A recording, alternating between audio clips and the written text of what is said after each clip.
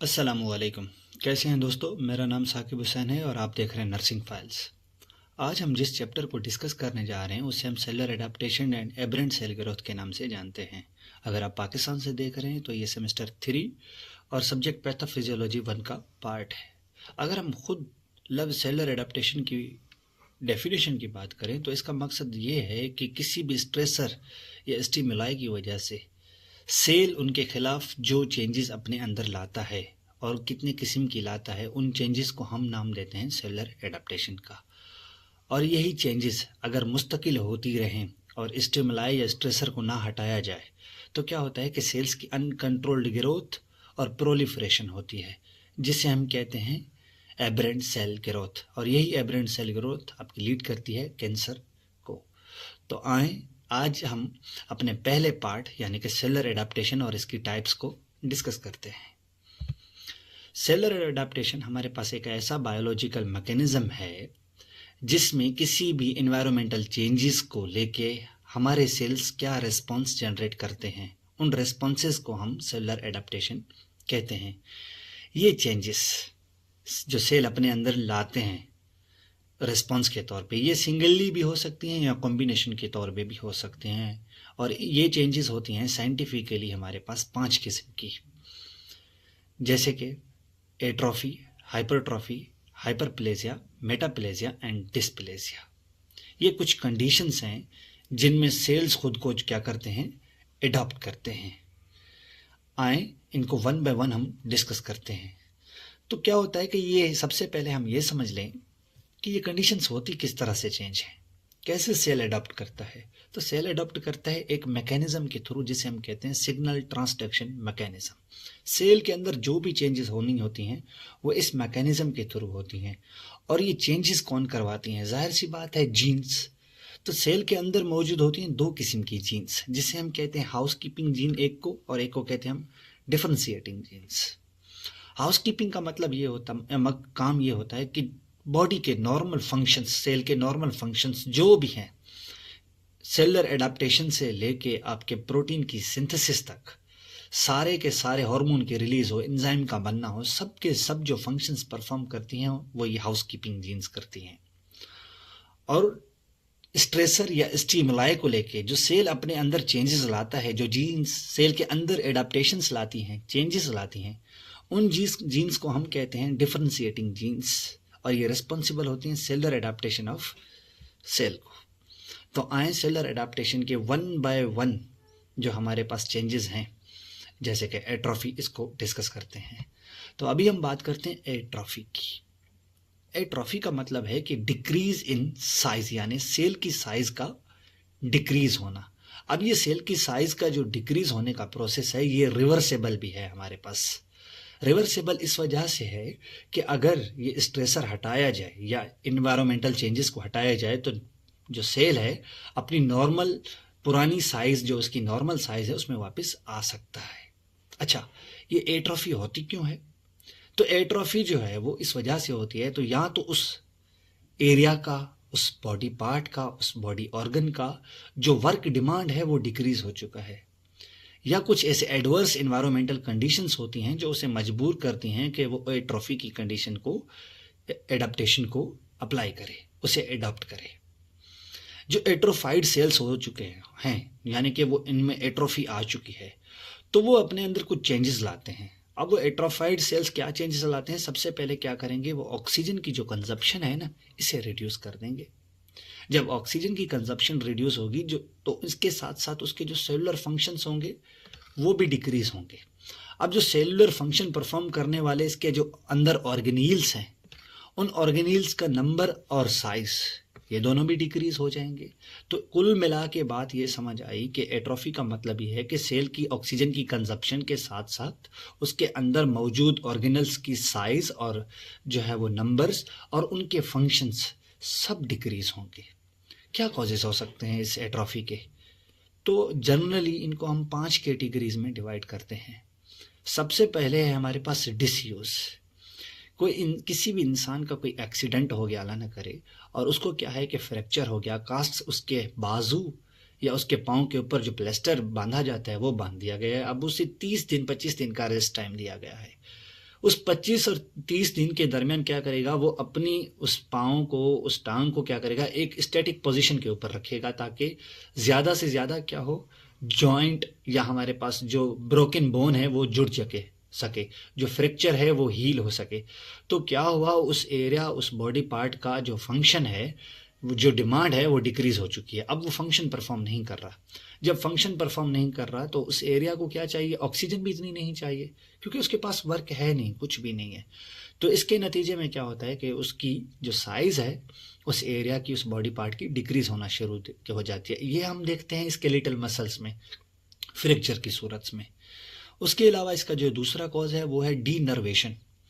वो इंसान जो पैरालिसिस के शिकार होते हैं। अब पैरालिसिस अगर पूरी बॉडी में है, पैराप्लेजिया है, तो अगर पूरी बॉडी में पैरालिसिस हो चुका है या हेमीप्लेजिया है, हाफ लाइफ में हुआ, जो हाफ साइड में हुआ है, तो पैरालिसिस के नतीजे में क्या होता है कि वो बॉडी का जो पार्ट है या पूरी बॉडी वो मूव नहीं करती, वो यूज़ नहीं होती, उसके जो मसल्स की एनर्जी है वो यूज़ नहीं होती। तो उसके नतीजे में क्या होता है कि उस मसल्स को, उस एरिया को एनर्जी भी रिक्वायर बहुत कम होती है। जब एनर्जी भी रिक्वायर बहुत कम होती है, वो फंक्शन उतना परफॉर्म नहीं कर रहा, उसका वर्कलोड डिक्रीज हो चुका है, तो ऑक्सीजन की कंजप्शन भी डिक्रीज हो जाएगी। तो ये है इसका दूसरा कॉज। उसके बाद है लॉस ऑफ एंडोक्राइन स्टिमुलेशन। जैसे वो औरतें जो मीनोपॉज की स्टेज पे पहुंच जाती हैं, उनमें एस्ट्रोजन इम्बैलेंसेस देखना शुरू हो जाते हैं। तो इसके नतीजे में क्या होता है कि यूट्रस की जो है वो एट्रोफी होना शुरू हो जाती है बेसिकली। तो ये एक तीसरा हमारे पास कॉज है। मेल न्यूट्रिशन और इनएडिक्वेट ब्लड सप्लाई। आप सबको पता है कि किसी भी एरिया के अगर ब्लड सप्लाई को काट दिया जाए या इनएडिक्वेट किया जाए तो वो जो है वो वहाँ पे, ये हमारे पास किस में आएगा, एडवर्स इन्वायरमेंटल कंडीशन में आएगा कि वहाँ पे क्या हुआ कि ऑक्सीजन सही से नहीं जा रही। जब ऑक्सीजन सही से नहीं जा रही तो वो एरिया सही से फंक्शन परफॉर्म नहीं कर पाएगा। तो क्या होगा, उसमें एट्रोफी कॉज होगी, मेल न्यूट्रिशन, खाना सही से नहीं है, मसल सही से डेवलप नहीं हो पा रहा, उसमें मास सही से डेवलप नहीं हो पा रहा।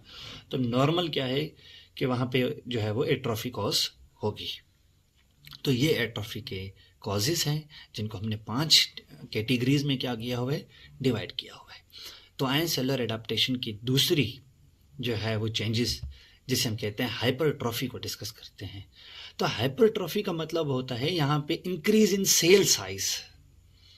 अब जब इंक्रीज इन सेल साइज होगा तो इसमें क्या होगा कि उस सेल के बढ़ने की वजह से क्या होगा कि उस टिश्यू की भी साइज इंक्रीज होगी, टिश्यू मास भी बढ़ेगा।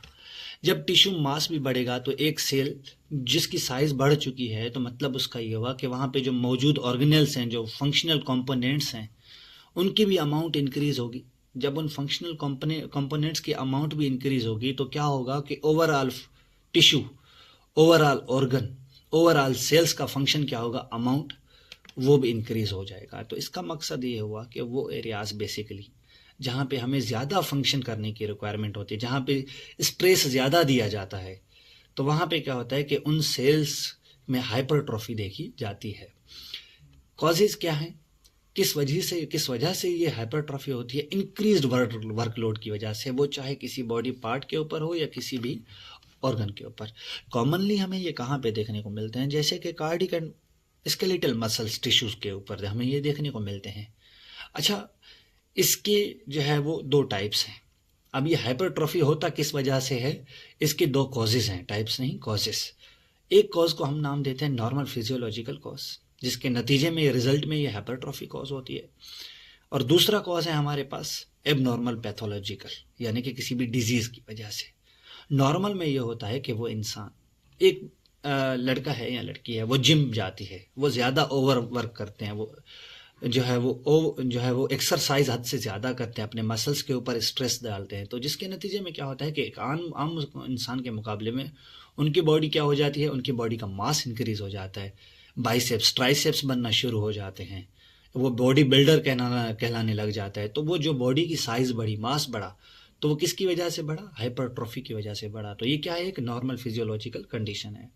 पैथोलॉजिकल अगर एबनॉर्मल कंडीशन की बात करें तो डिजीज के नतीजे में हाइपरट्रॉफी किन कंडीशन में हो सकती है, तो एक को नाम देते हैं हम एडाप्टिव का और एक को नाम देते हैं कंपनसेटरी का।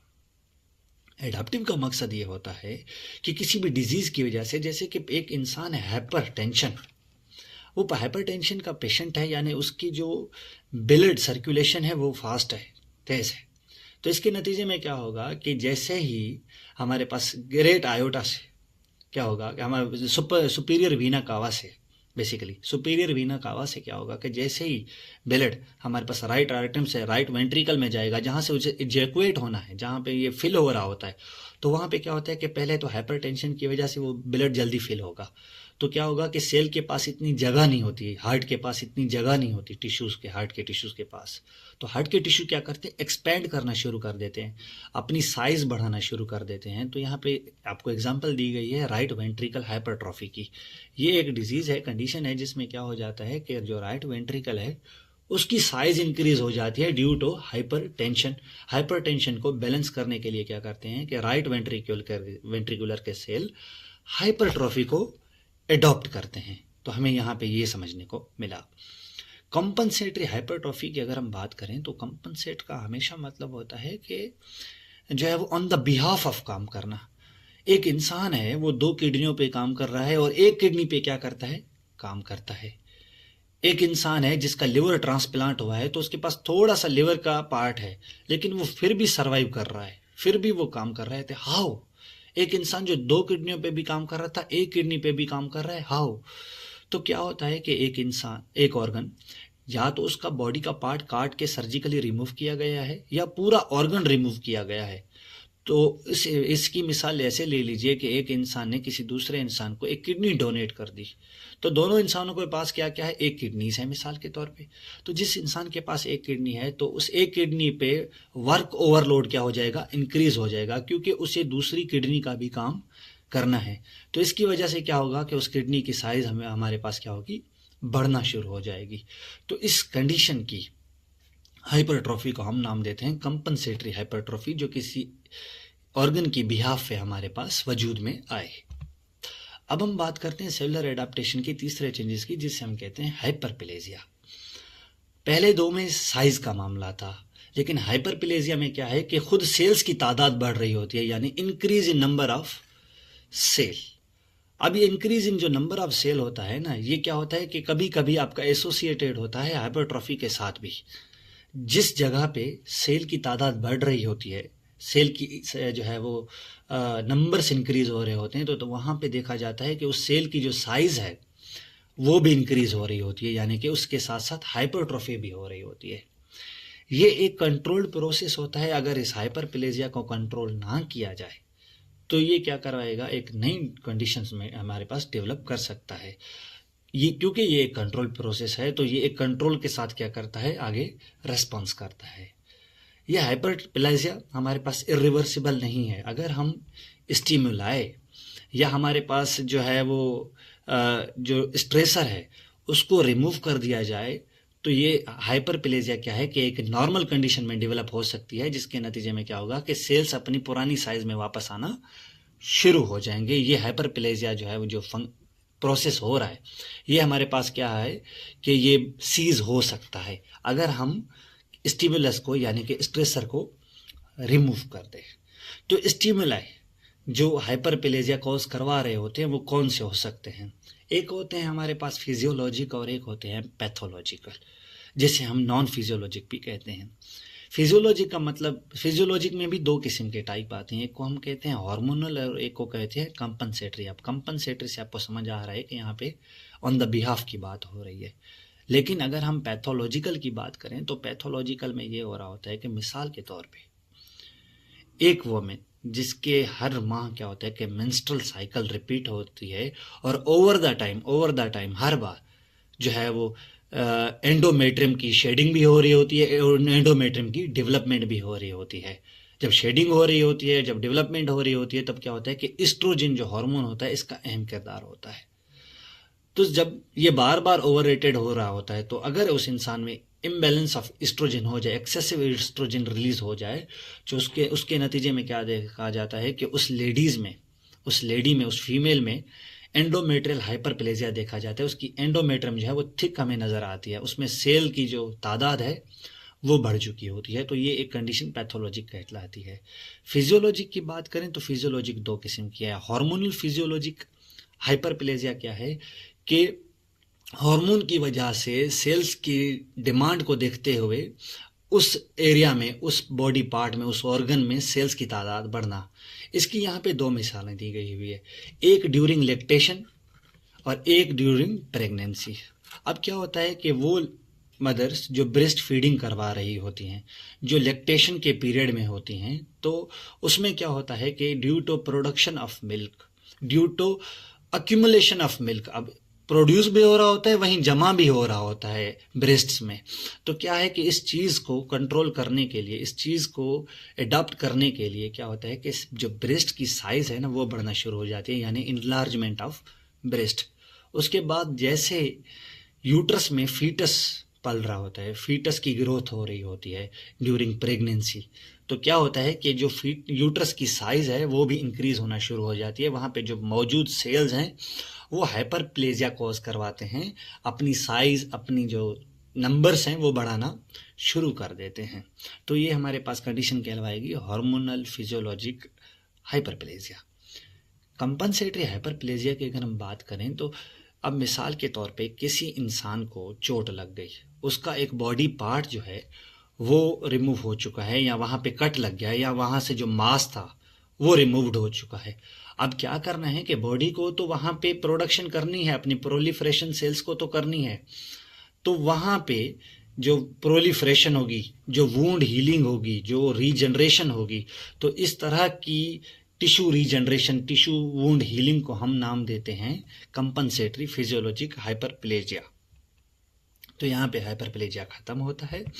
अब हम बात करते हैं मेटाप्लेजिया की। मेटाप्लेजिया हमारे पास चौथी नंबर सेलुलर एडाप्टेशन है। ये रिवर्सिबल होती है और इसमें ये हो रहा होता है कि एक एडल्ट टाइप सेल दूसरे एडल्ट टाइप जो है वो सेल से रिप्लेस हो रहे होते हैं स्ट्रेसर की वजह से, किसी भी स्ट्रेसर की वजह से। अब ये स्ट्रेसर कौन हो सकते हैं? ये क्रोनिक इरिटेशंस भी हो सकती हैं, ये इन्फ्लेमेशन भी हो सकती है। तो क्या हो रहा होता है कि अब इसकी हम सादा मिसाल ले लें। वो इंसान जो चेन सिगरेट स्मोकर है वो ज़्यादा से ज़्यादा क्या करता है, स्मोक पीता है, सिगरेट पीता है। तो जो धुआं, जो निकोटीन्स, जो केमिकल्स उसके ट्रेकिया से या उसके लार्ज एयरवेज से पास हो रहे होते हैं लंग्स में, तो जो सेल्स होते हैं नॉर्मल, जो आम सांस को जो है वो बर्दाश्त करने के काबिल होते हैं, वो इस धुएं, वो इस निकोटीन, वो इस केमिकल को बर्दाश्त करने के काबिल नहीं होते। तो क्या होता है कि सेल्स क्या करते हैं, वहाँ पे अपनी शक्ल चेंज करना शुरू कर देते हैं, एक दूसरी टाइप ऑफ सेल में कन्वर्ट हो जाते हैं। तो इसकी सीधी मिसाल हमेशा एग्जाम में भी पूछी जाती है, आपको भी पता होना चाहिए कि जो ट्रेकिया और एयरवे के हमारे पास क्या हैं, सेल्स हैं, वो शुरू में होते हैं सीलिएटेड कॉलमनर इपिथेलियम सेल्स, लेकिन due to habitual cigarette smoker, उसकी इस आदत की वजह से, उसकी इस जो है वो स्टिमुलाई की वजह से क्या होता है कि ये सेल्स अपनी टाइप चेंज कर देते हैं और ये कन्वर्ट हो जाते हैं, अडॉप्ट कर लेते हैं अपने आप को स्ट्रेटिफाइड स्क्वामस इपिथेलियम सेल्स। ये सेल्स इन सिगरेट को बर्दाश्त करने के काबिल होते हैं और वहाँ पे कोई अल्सर वगैरह कॉज करने नहीं देते। अगर ये लंबे अरसे तक चलता रहे, पाकिस्तान में हद से ज़्यादा तादाद है लंग कैंसर की, ट्रेकिया कैंसर की। तो क्यों है ये? उसकी मेजोरिटी अगर वजह देखी जा रही है ना, तो वो वजह यही है कि वहाँ पे क्या है कि चेन स्मोकर्स हैं, सबसे ज़्यादा धूम्रपान करते हैं, सबसे ज़्यादा स्मोक जो है वो इनहेल करते हैं। तो जिसके नतीजे में क्या होता है कि जो हमारे पास स्टिमुलाई है, जो स्ट्रेसर है, वो रिमूव नहीं हुआ। जब वो रिमूव नहीं हुआ तो ये क्या करेंगे कि एक और जो है वो एडाप्टेशन में डेवलप हो जाएंगे, जिसे हम कहते हैं डिस्प्लेजिया, जो कि आगे डिस्कस करते हैं हम। तो डिस्प्लेजिया में जब कन्वर्ट होंगे तो वही dysplasia pre cursor of cancer है। अगर इंसान को इस मेटाप्लेजिया की कंडीशन पे रोक दिया जाए कि भाई तुम सिगरेट नहीं पियो, उसकी एजुकेशन उसको दी जाए, उसे मनाया जाए, तो क्या हो रहा है कि यहाँ पे वो स्टिमुलाई हट जाएगा और ये नॉर्मल सेल्स जो हैं अपनी नॉर्मल शेप में वापस आना, ये स्ट्रेटिफाइड से दोबारा सीलेटेड में आना शुरू कर देंगे, क्योंकि ये एक रिवर्सिबल चेंज होता है, इसको रिवर्स किया जा सकता है। अगर नहीं किया जा सकता तो ये प्री डिस्पोज कैंसर करवा सकता है, कैंसर की फॉर्मेशन में इन्वॉल्व हो सकता है, बिल्कुल। अब हम बात करते हैं डिस्प्लेजिया की। डिस्प्लेजिया सेल्स एक ही टिश्यू के अंदर ऐसे लगता है कि मुख्तलिफ किस्म के सेल पाए जा रहे हैं। अब मैं एक ही बॉक्स के अंदर मुख्तलिफ किस्म की पेन्स रख दूं तो ये एक इंडिविजुअलिटी नहीं नज़र आएगी, क्योंकि अगर आपने देखा होगा कि जो किडनी के सेल्स हैं वो नेफ्रॉन से ही बने हुए हैं और नेफ्रॉन की एक ही साइज होती है, एक ही शेप होती है। नेफ्रॉन मुख्तलिफ किस्म के नहीं होते। क्यों? क्योंकि अगर वो मुख्तलिफ किस्म के कहलाएंगे, मुख्तलिफ किस्म के नज़र आएंगे, वो मुख्तलिफ किस्म का फंक्शन परफॉर्म करवा पाएंगे, तो वो ऑर्गन, वो एरिया, वो टिश्यू, वो बॉडी पार्ट कभी सर्वाइव नहीं कर पाएगा। तो डिस्प्लेजिया वो कंडीशन होती है जिसमें डी अरेंज्ड ऑफ ग्रोथ हो रही होती है सेलुलर की, यानी उनकी साइज हर एक सेल एक दूसरे के साथ मुख्तलिफ होती है, उनकी शेप एक दूसरे सेल्स के साथ मुख्तलिफ होती है, और उनका फंक्शन भी एक दूसरे के साथ मुख्तलिफ होता है। यानी वो एक बिगड़ी हुई औलाद की तरह होते हैं। यहाँ पे आपको ये नज़र आ रहा है, यहाँ पे ये सेल इस सेल के साथ नहीं मिलता, इन दोनों सेल्स की शक्ल एक दूसरे के साथ नहीं मिलती, और इन दोनों की एक दूसरे के साथ नहीं मिलती, यानी एक ही टिश्यू में मुख्तलिफ किस्म के सेल पाए जाते हैं। तो इसकी कंडीशन क्या है, इसका स्ट्रेसर क्या है स्टिमुला इसका, किसकी वजह से ये होता है? क्रोनिक इरिटेशन और इन्फ्लेमेशन की वजह से, ड्यू टू स्ट्रेसर। अगर हम इसको रोक दें तो कैंसर से पेशेंट को बचाया जा सकता है। ये कहाँ पे देखा जा सकता है? फ्रीक्वेंटली कहाँ पे देखा जाता है? यूट्राइन, सर्विक्स के ऊपर और रेस्पिरेटरी ट्रैक्ट के ऊपर, ड्यू टू द स्मोकिंग। तो इसकी मेन वजह यही है कि डिस्प्लेजिया हो जाती है, जिसके बाद पेशेंट को कैंसर हो जाता है। डिस्प्लेजिया जो है वो स्ट्रांगली इम्प्लीकेटेड है प्रीकर्सर ऑफ कैंसर। हमेशा एग्जाम में पूछा जाता है कि प्रीकर्सर ऑफ कैंसर कौन सी जो है वो सेलुलर एडाप्टेशन की कंडीशन है, तो ये है डिस्प्लेजिया। हाँ, हम यकीन से नहीं कह सकते कि ये कैंसर कॉज करवा सकते हैं, लेकिन 90% चांसेस होते हैं।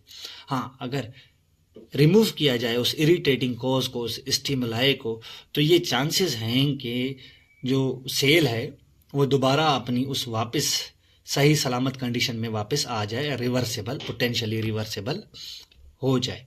अगर वो नहीं होता तो यहाँ पे क्या होता है कि एक बॉडी का नॉर्मल प्रोसेस, जिसे हम एपोप्टोसिस कहते हैं, प्रोग्राम सेल डेथ, वो इंटरवीन करता है। अब प्रोग्राम सेल डेथ क्या करेगा कि जो सेल सही से फंक्शन परफॉर्म नहीं कर रहे, जिनकी साइज अलग है, मुख्तलिफ नज़र आ रहे हैं, तो वो ये क्या करेगा, इनको प्रोग्राम, इनकी सेल डेथ करवाएगा। अगर ये आपका एपोप्टोसिस भी फेल हो गया, वो भी सही से नहीं करवा पा रहा, तो आप समझ लीजिए कि उस इंसान को कैंसर पक्का है, उस इंसान में कैंसर की डेवलपमेंट लाजमी होगी। तो यहाँ पे डिस्प्लेजिया ख़त्म होता है, और यही डिस्प्लेजिया लीड्स करता है न्यूप्लेजिया को। न्यूप्लेजिया, और न्यूप्लेजिया क्या है? आपका कैंसर। ठीक है, तो ये आपका न्यूप्लेजिया क्या है? कैंसर। अब हम करने जा रहे हैं कैंसर को डिस्कस कि न्यूप्लेजिया है क्या। लेकिन न्यूप्लेजिया डिस्कस करने से पहले मैं कुछ आपके साथ बेसिक्स डिस्कस करूंगा, ताकि आपको कैंसर समझ आ जाए कि कैंसर होता किस वजह से, कौन से अगर जो हमारे पास प्रोसेसेस हैं नॉर्मल सेल के, अगर उनमें डिस्टर्बेंस आ जाए तो कैंसर कॉज हो सकता है लाजमी। तो सबसे पहले सेल प्रोलिफरेशन और डिफरेंशिएशन है, हम इसको डिस्कस करेंगे, लेकिन उससे पहले हम क्या करें, इस पिक्चर को देख लें एक दफ़ा। ये नॉर्मल सेल्स हैं, इसमें एट्रोफी है, इनकी साइज़ रिड्यूस हो चुकी है। ये हाइपरप्लेजिया है, इनमें नंबर बढ़ चुके हैं। इसमें हाइपरट्रॉफी है, इनकी साइज़ बढ़ चुकी है। मेटाप्लेजिया में क्या है, स्ट्रेसर को देखते हुए इन्होंने एक ही जैसी लेकिन शेप चेंज कर दी है, अपनी टाइप चेंज कर दी है। डिस्प्लेजिया में क्या है कि एक दूसरे के साथ बिल्कुल मैच नहीं कर रहे, एक ही टिश्यू के अंदर ऐसा लग रहा है मुख्तलिफ किस्म के सेल पाए जा रहे हैं। तो ये इनका क्या है, नॉन न्यूप्लास्टिक चेंजेस हैं। अगर ये डिस्प्लेजिया डेवलप होगा आगे एक कंडीशन में, जिसे हम कहते हैं न्यूप्लेजिया, जो कि कैंसर की कंडीशन है।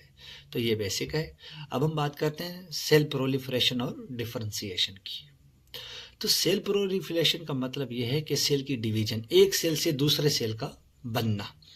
सही है, तो वही लिखा हुआ है, cell proliferation also known as cell division as inherent adaptive mechanism for cell replacement when old cell dies और एडिशनल सेल्स आर नीडेड। ये अहम है। अब इसकी सादा मिसाल आप इस तरह से याद करें, जैसे 120 दिन बाद आरबीसीज खत्म हो जाते हैं, तो आरबीसीज नए भी तो बनते हैं ना। ऐसा नहीं है कि एक ही वही आरबीसीज हैं, उसके बाद कोई आरबीसी नहीं बनता। तो ये क्या हुआ कि एक प्रोग्राम्ड सेल डेथ हुई, जिसके नतीजे में क्या हुआ कि बोन मैरो से दोबारा आरबीसी आपके बनेंगे। तो इस तरह की कंडीशन जिसमें आपके सेल की डिविजन्स हो रही हो, तो इसको हम कहते हैं प्रोलिफरेशन।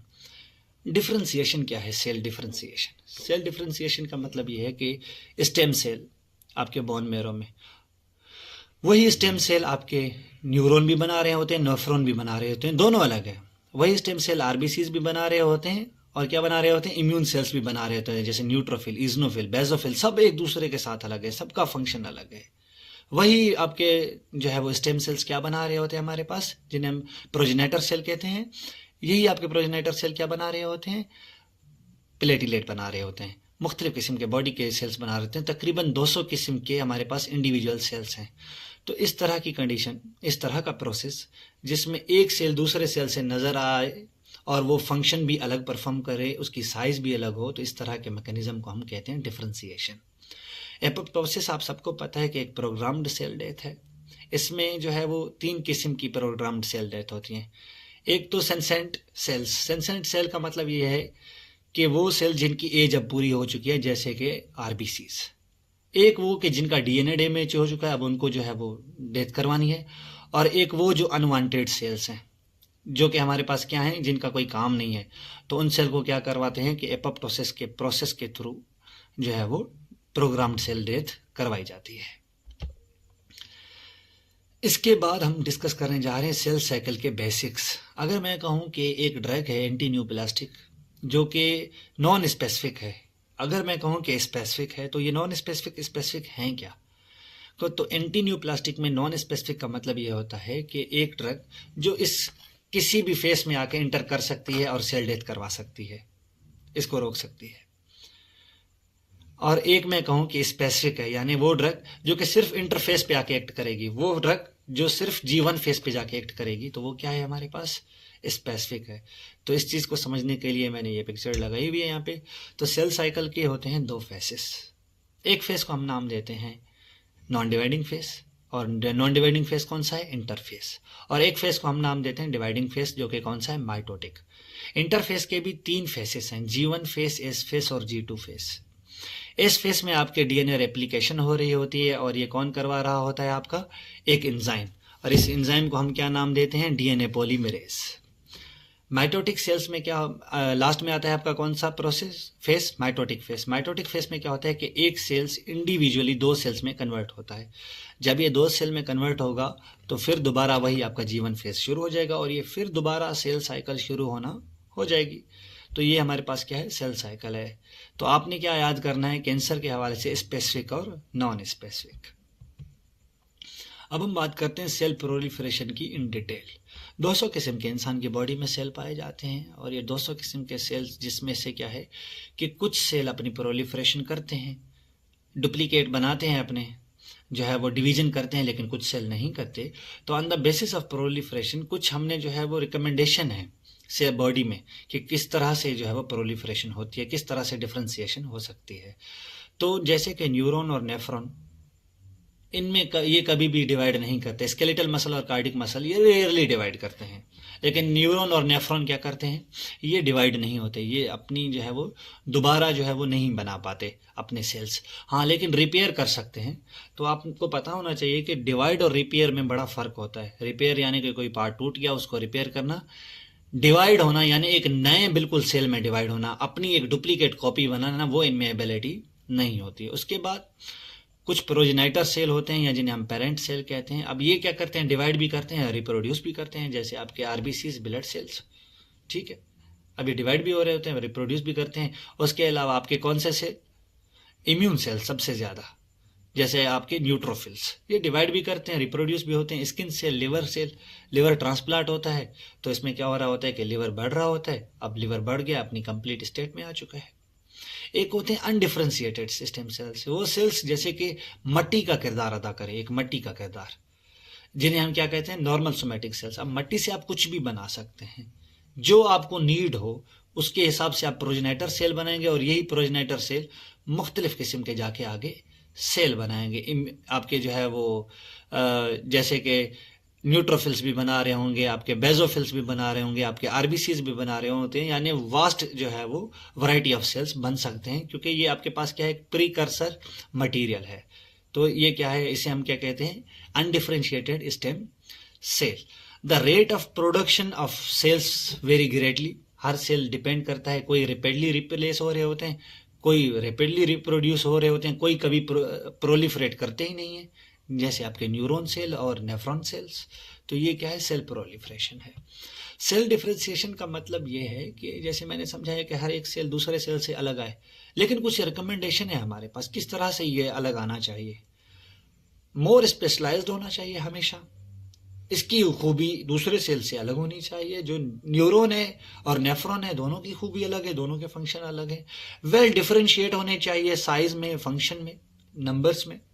और उसके साथ साथ ये वेल डिफरेंशिएट होने के साथ साथ इनमें कुछ स्पेसिफिक सेट पाए जाएं, जैसे कि इनके स्ट्रक्चरल, फंक्शनल और इनकी लाइफ एक्सपेक्टेंसी के जो करेक्टरिस्टिक्स हैं, ये भी मुख्तलिफ होने चाहिए दूसरे सेल्स के हवाले से। और हर एक सेल्स में ये सारी चीज़ें होनी चाहिए, तब वो कहलाएगा कि एक डिफरेंट सेल है हमारे पास और उसमें सेल डिफरेंशिएशन का जो प्रोसेस है वो मुकम्मल हो चुका है। उसके अलावा ये जो सेल डिफरेंशिएशन का जो प्रोसेस है, ये रेगुलेट किया जाता है एक्सप्रेशंस ऑफ जीन्स के थ्रू। कौन से चेंजेस लाने, कौन कैसे जो है वो रिप्रोड्यूस करना है, कब करना है, 120 दिन बाद ये कैसे मरेगा, हमारे पास आरबीसीज, इसकी प्रोग्राम डेट से कैसे होगी, ये सब डिफरेंशिएट करते हैं, डिपेंड करते हैं आपके सेल डिफरेंशिएशन के ऊपर, कब नए सेल बनने हैं। उसके अलावा external stimuli provided in the maternal circulation. अब मिसाल के तौर पे इसको अगर हम पैथोलॉजिकल के हवाले से डिस्कस करें इस मैटरनल सर्कुलेशन को, कि एक एक्सटर्नल स्टिमुलाई कैसे। अब जो ड्रग्स जो टेट्राजोनिक होती हैं, टेट्राजोनिक आप सबको पता है कि वो ड्रग्स जो आप प्रेगनेंसी में नहीं दे सकते, वो केमिकल्स जो प्रेगनेंसी में नहीं दिए जाते। किसी खातून ने रेयरली वो खा लिए गलती के साथ, अब वो लगातार खाए जा रही है, तो उसके नतीजे में क्या होगा कि उस बच्चे में एबनॉर्मलिटीज़ होंगी, उसके जो सेल होंगे वो सही से डिफरेंशिएट नहीं कर पाएंगे, जो चीज़ बननी होगी वो सही से नहीं बन पाएगी। तो एक्सटर्नल स्टिमुलाई को क्या है, हटाना लाजमी है। मैटरनल सर्कुलेशन में नहीं तो ये एक्सटर्नल स्टिमुलाई आपके घूमते रहेंगे, क्योंकि ये प्लेसेंटा क्रॉस कर सकते हैं। तो इसका मकसद हमारे पास ये हुआ। अगर हम बॉडी टिश्यूज़ की बात करें, इन बॉडी टिश्यूज़ को डिस्कस करना इसलिए है कि अगर जो सेल फंक्शन परफॉर्म कर रहे हैं लेकिन जो उसको सपोर्ट कर रहे हैं वो सही से काम नहीं कर रहे, लेकिन जो सपोर्ट कर रहे हैं वो सही काम कर रहे हैं, जो फंक्शन जिसे परफॉर्म करना है वो सही काम नहीं कर रहा, तो अगर दोनों में से कोई इख्तलाफ होगा, दोनों में से ही कोई डिजीज में मुब्तला है, तो इसके नतीजे में क्या होगा कि वो ऑर्गन, वो टिश्यू सही से कभी भी फंक्शन परफॉर्म नहीं कर पाएगा। तो इंसान की बॉडी में दो किस्म के टिश्यूज़ पाए जाते हैं। एक को हम नाम देते हैं पैरेन्काइमल टिश्यूज़ का, और एक को कहते हैं हम स्ट्रोमल या सपोर्टिंग टिश्यू। पैरेन्काइमल का आप जहाँ भी नाम सुने, यहाँ पे मतलब होता है कि फंक्शनल कंपोनेंट ऑफ ऑर्गन। ये फंक्शनल कंपोनेंट जो है वो एक मुख्तलिफ खुद सेल भी हो सकता है, खुद उसके सेल ऑर्गेनील्स भी हो सकते हैं। जैसे किडनी का फंक्शनल यूनिट कौन है, नेफ्रॉन, वो खुद ही परफॉर्म करवाता है फंक्शंस। तो इसकी वजह से क्या होता है कि इसकी ही बुनियाद पे हम, इस फंक्शन की बुनियाद पे, तो यहाँ पे लिखा भी वही है, व्हेन फाउंड इन ट्यूमर, ये parenchymal cell when found in tumours it determines its behaviour and are component of which tumour named is. तो इसकी बुनियाद पे क्या करते हैं, हम ट्यूमर का नाम देते हैं, सार्कोमा, लिम्फोमा, इसी तरह से नाम देते हैं। सपोर्टिंग टिश्यू क्या करते हैं कि अगर ये फंक्शन तो परफॉर्म कर रहा है लेकिन इसको ब्लड की सप्लाई चाहिए, लिम्फेटिक वेसल्स चाहिए, ऑक्सीजन चाहिए, तो वो कौन प्रोवाइड करेगा, वो सपोर्टिंग टिश्यूज प्रोवाइड करेंगे। तो कौन सपोर्टिंग टिश्यूज हैं, extra cellular matrix, collective tissues जो सराउंड करते हैं आपके पैरेन्काइमल सेल्स को, यानी फंक्शनल पार्ट को। ये क्या कंटेन करते हैं आपके supporting tissues, lymphatic vessels, blood vessels, जो क्या करते हैं, नरिशमेंट प्रोवाइड करते हैं, सपोर्ट देती हैं पैरेन्काइमल सेल्स को, ऑक्सीजन प्रोवाइड करती हैं। तो ये एक दूसरे के साथ इनका ताल्लुक और इन दोनों एबनॉर्मलिटी फ्री होना एक ऑर्गन, एक टिश्यू के फंक्शन परफॉर्म करने के लिए लाजमी है। इन दोनों में से कोई भी एबनॉर्मलिटी आएगी तो वो चीज़ें सही से फंक्शन परफॉर्म नहीं कर पाएंगी। यहाँ पे हमारा ये लेक्चर ख़त्म होता है, जिसमें हमने काफ़ी सारी चीज़ें डिस्कस की इन डिटेल। मुझे उम्मीद है कि आपको ये लेक्चर अच्छे से समझ आया होगा। इंशाल्लाह हम अपनी नेक्स्ट वीडियो में न्यूप्लाजिया डिस्कस करेंगे। उसके अलावा हम इंसिडेंट्स डिस्कस करेंगे कि कितने नए रेयरली केसेस आ रहे हैं, कौन से कैंसर के आ रहे हैं, कितने कैंसर की टाइप्स कितनी हैं, मैलिग्नेंट ट्यूमर क्या है, बेनाइन ट्यूमर क्या है, मैलिग्नेंसीज कॉज किस वजह से होती है, खुद मैलिग्नेंसी है क्या, कैंसर के करेक्टरिस्टिक्स क्या हैं, बेनाइन कैंसर के करेक्टरिस्टिक्स क्या हैं, बेनाइन ट्यूमर के करेक्टरिस्टिक्स क्या हैं। तो सब चीज़ें इंशाल्लाह हम अपनी नेक्स्ट वीडियो में डिस्कस करेंगे। आज के लिए इतना काफ़ी है और मुझे दीजिए इजाज़त। इंशाल्लाह हम मिलते हैं अपनी नेक्स्ट वीडियो में, जो कि इसका पार्ट 2 होगा। अल्लाह हाफिज़, अपना ख्याल रखिएगा। Thank you so much.